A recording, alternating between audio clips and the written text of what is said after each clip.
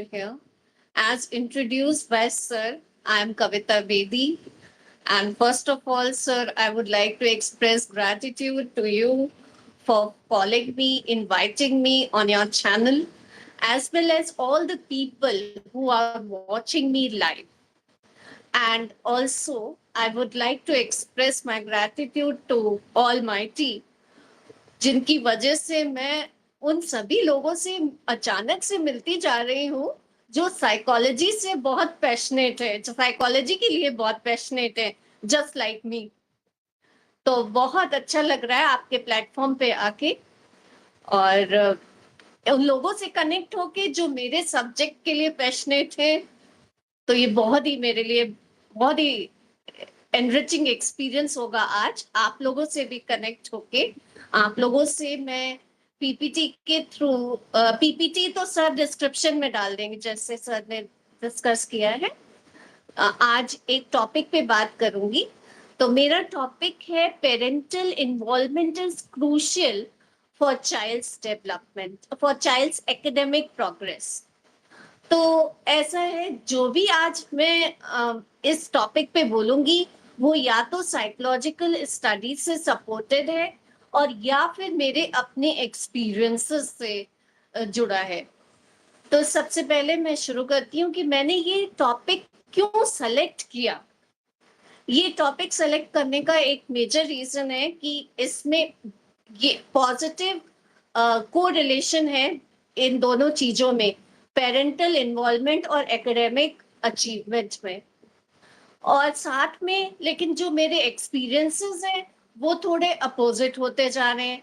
आजकल आप पेरेंट्स जो हैं, मैं देख रही हूँ जब पीटीएम के मैसेजेस भेजिए तो half of the parents don't turn up, और या पेरेंट्स को आप किसी स्कूल फंक्शन में, इवेंट्स में इनवाइट करिए, half of them don't turn up.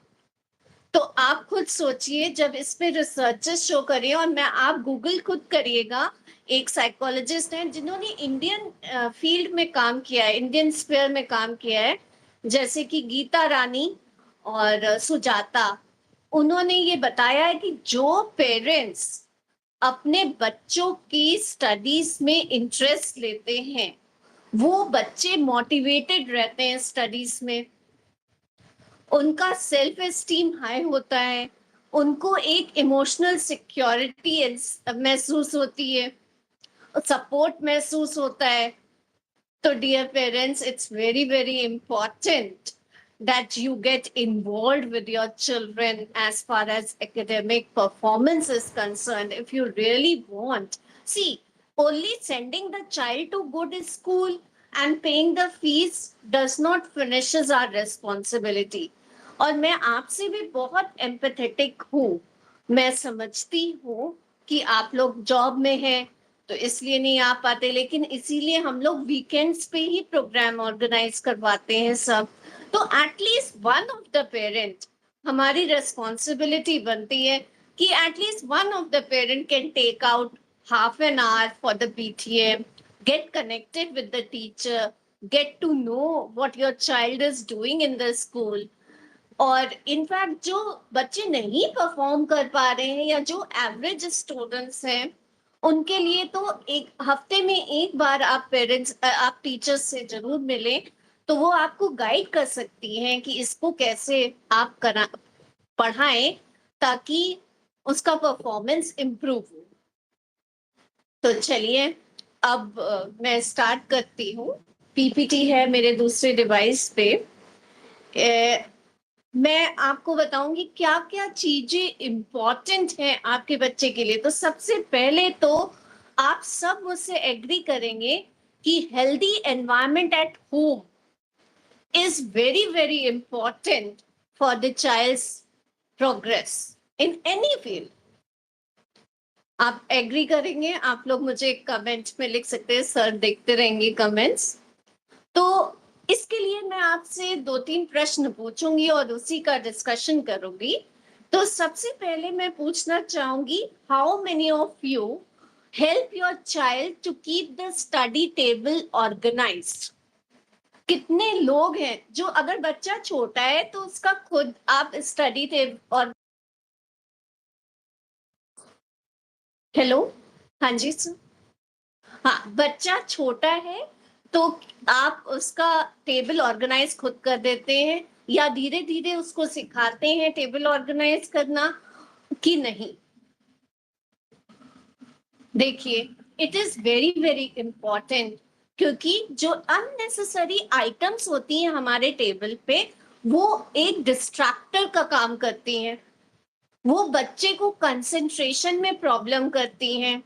Unnecessary डिस्ट्रैक्टर्स होते हैं, उनको हमें पहले से रिमूव कर देना चाहिए, ताकि हमारा कंसंट्रेशन, फोकस अच्छा हो।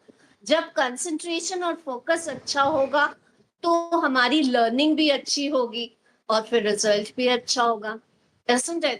अब उसके बाद मेरा नेक्स्ट क्वेश्चन है कि हाउ मेनी ऑफ यू, बहुत पर्सनल क्वेश्चन है but it is very very important for the child's progress, तभी मैं आपसे बोल रही हूँ कि how many of you try to keep positive relationship with your spouses.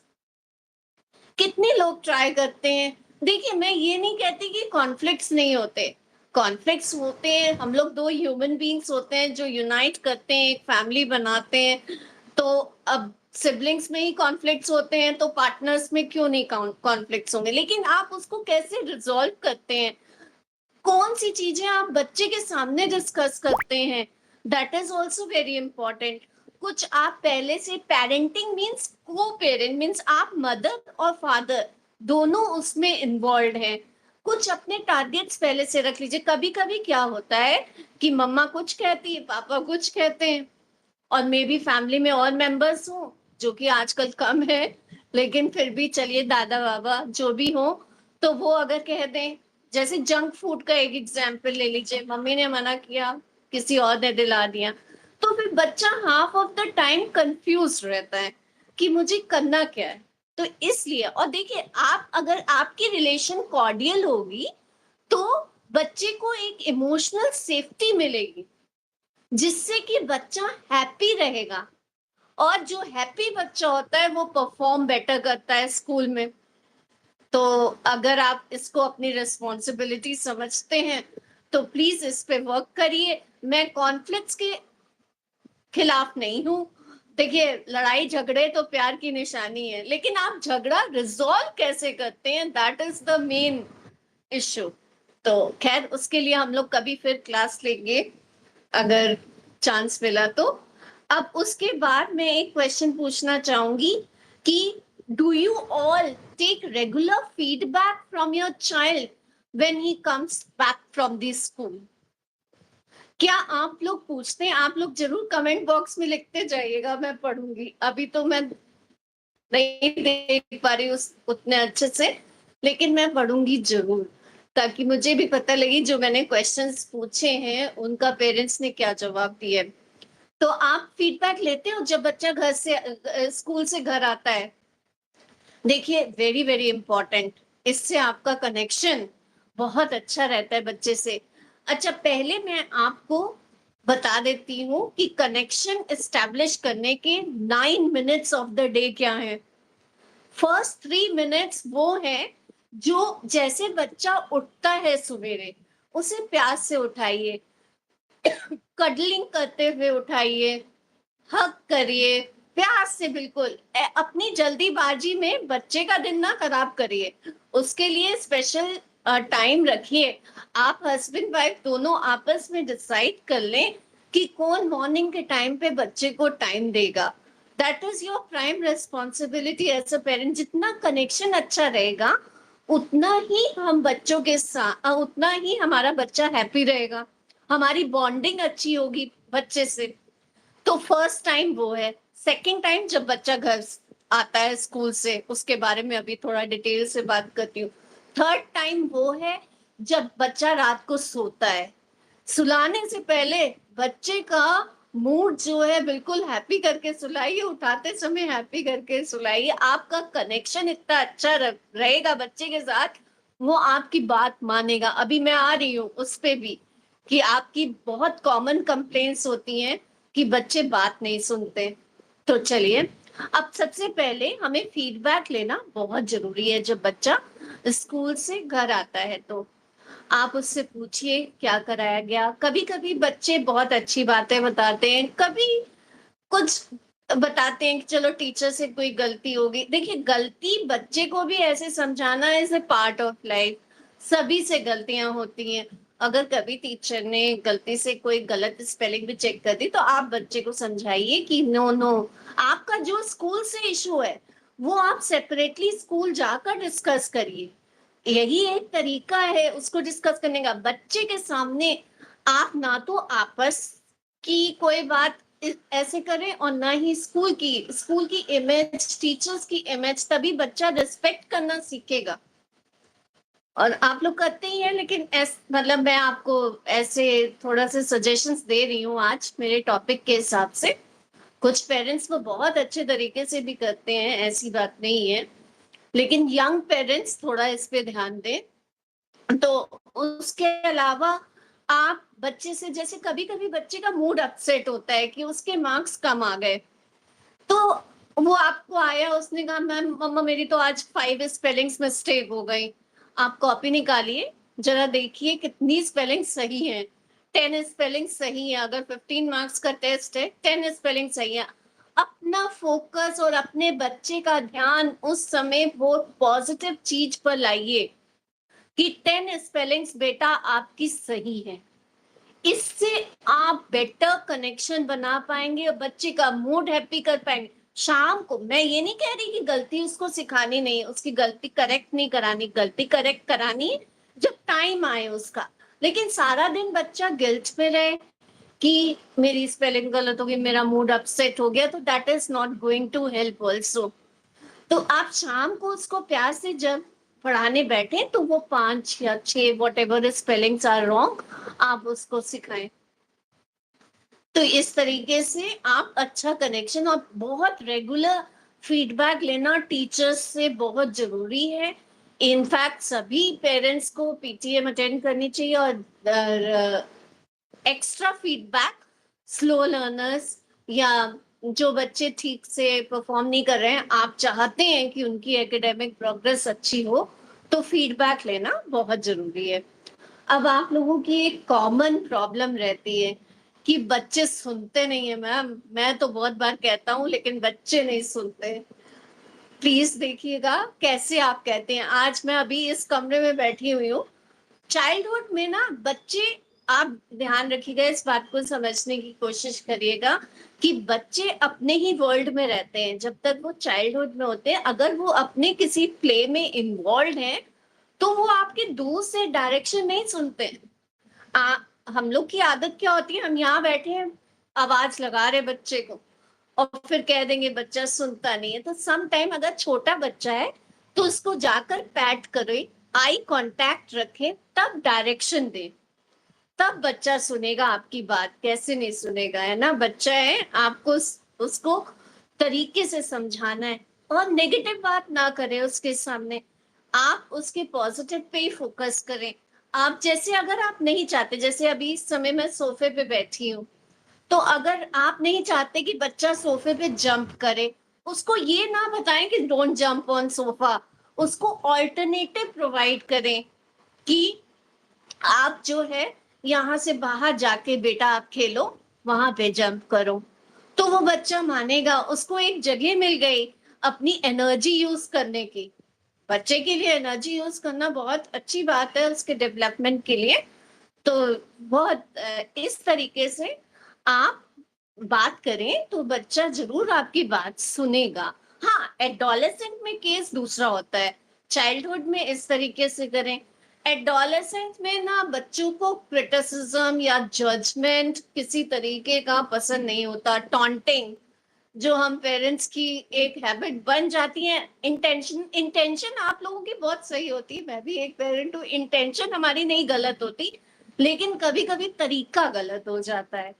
तो उस पे हम फोकस करें। हम कभी टॉन्टिंग वे में नहीं, हम उसकी बात सुनते रहे अच्छे से। बेस्ट मेथड है एडोलेसेंट से कनेक्शन एस्टेब्लिश करने का, ऑब्जर्वेशन।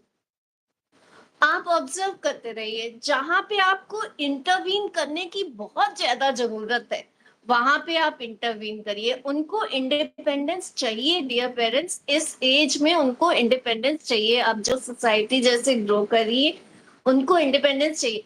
वो आपसे अपनी डायरीज, पर्सनल डायरीज आपको नहीं दिखाना चाहते हैं, आप छुप छुप के देखते हैं, तो इससे आप उनका भी ट्रस्ट ब्रेक कर रहे हैं। तो फिर आप एक्सपेक्ट करते हैं कि वो भी आपसे ट्रस्ट करें। आप you know we have to be very transparent with your adolescent, then he is going to be going to listen to what you say. और जहां तक हो सके ना एडोलेसेंट्स के लिए आप मतलब पेरेंट्स का जो उसके फ्रेंड्स हैं उसके पेरेंट्स के साथ एक ग्रुप बना लीजिए। कभी कभी होता है एडोलेसेंट में बच्चे एज अ पेरेंट बात नहीं सुनते, लेकिन अगर कोई मेंटोर या अगर कोई उनका दूसरे पेरेंट का मतलब जैसे मम्मी दूसरे बच्चे की मम्मी बताएं, तो वो बात सुन लेते हैं, वो बात समझ जाते हैं। तो हमें उसमें अपनी ईगो नहीं लानी चाहिए कि मैंने कहा, नहीं सुना, उससे सुन लिया। हमारा मेन ऑब्जेक्टिव तो यही है कि बच्चा हमारी बात मान जाए, मतलब उसकी भलाई हो। ठीक है, अब मैं बात करूंगी कुछ पेरेंटिंग स्टाइल्स की, कि आप बच्चों को डिसिप्लिन करने के लिए कौन सा तरीका, इन सब चीजों का इफेक्ट आता है एकेडमिक प्रोग्रेस पे, तभी मैं आज ये डिस्कस कर रही हूँ। देखिए मेनली 4 पेरेंटिंग स्टाइल्स होते हैं। जैसे कि आपका अथॉरिटेरियन, वो तो बिल्कुल स्ट्रिक्ट मिलिट्री रूल। किसको पसंद है साहब मिलिट्री रूल? किसी को नहीं पसंद आएगा।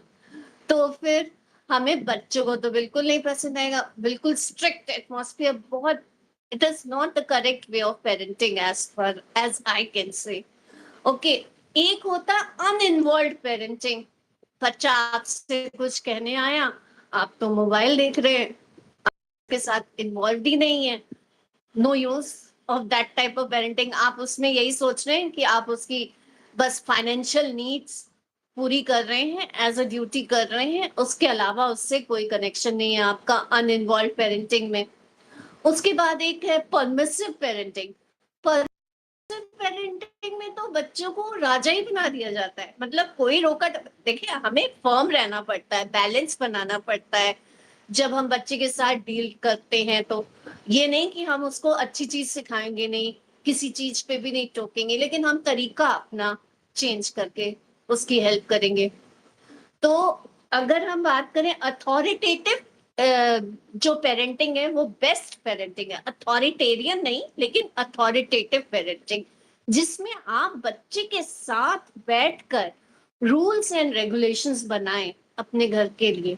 बच्चे को इन्वॉल्व करिए। इवन एडोलेसेंट को अगर आप इन्वॉल्व करेंगे तो वो वैल्यूड फील करेगा, इम्पोर्टेंट फील करेगा। आप उससे कहिए, अच्छा बेटा अगर ये टारगेट आपका स्टडीज का नहीं कंप्लीट हुआ आज, तो फिर मुझे बता दो क्या कॉन्सिक्वेंस हो उसका। सपोज छोटे बच्चे हैं तो आप उनके साथ जैसे अगर कोई एक्टिविटी उनकी डिले कर दीजिए, कि जैसे अगर आपने पूरा टाइम टेबल सेट कर रखा है अपने बच्चे का कि इस टाइम पे ये करेगा, इस टाइम पे ये करेगा, इस टाइम पे पढ़ाई करेगा, और पढ़ाई के बाद सपोज वो डांस में जाना है उसको, तो आप वो डांसिंग एक्टिविटी थोड़ी देर के लिए विडल्ड कर दीजिए। 1 दिन 2 दिन 3 दिन विडल्ड रखिए। अगर बच्चा वो काम ना कंप्लीट करे तो उसको विडल्ड रखिए। ऐसी ही एक्टिविटी प्लान करिए जिसमें बच्चे का बिल्कुल दिल लगता है करने में, और उसको थोड़ी देर विडल्ड रखिए। देखिए नेक्स्ट डे से बच्चा आप मतलब, हो सकता है it depend on individual to individual student, लेकिन कितने दिन लगे आपको ये करने में, लेकिन फिर बच्चे सुनेंगे, ऐसा नहीं है कि नहीं सुनेंगे। तो अब इसके बाद आप क्या स्टेप्स ले सकते हैं कि बच्चे की एकेडमिक परफॉर्मेंस इंप्रूव कर सकें। तो इसके लिए बच्चे को एनकरेज करिए, डीमोटिवेट बिल्कुल ना करिए। अगर बच्चा 50% पे भी है तो भी उसको एनकरेजमेंट करिए, उसके रेगुलर मॉनिटरिंग करिए। देखिए एक माँ, मैं सोचती हूँ एक माँ जो है अपने बच्चे का लर्निंग स्टाइल्स पहचान सकती है। अब as a teachers we know that there are various types of learners in our class. कुछ बच्चे होते हैं जो विजुअली देख देख कर कुछ चीजें समझते हैं, कुछ बोल कर, कुछ ऑडियो विजुअल्स यूज कर कर, कुछ अपनी बॉडी का यूज कर कर,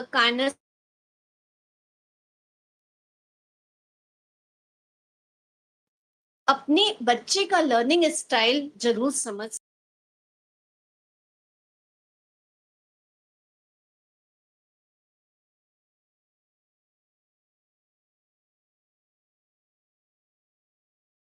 सपोज बच्चे,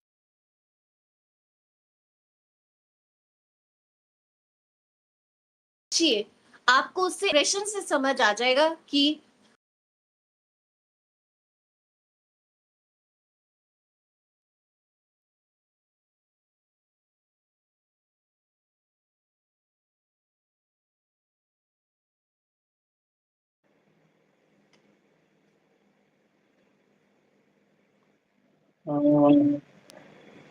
of the child, love is not dependent on anything. आप ये नहीं कह सकते कि अच्छा तुम्हारे अच्छे मार्क्स आएंगे तभी मैं तुमसे हैप्पी रहूंगा या तभी मैं तुम्हें प्यार करूंगा, नहीं। और छोटे बच्चों के साथ प्यार को एक्सप्रेस भी करिए। इनफैक्ट 10-12 years और even afterwards also, all of us are human, we need patting, we need touch of the parents.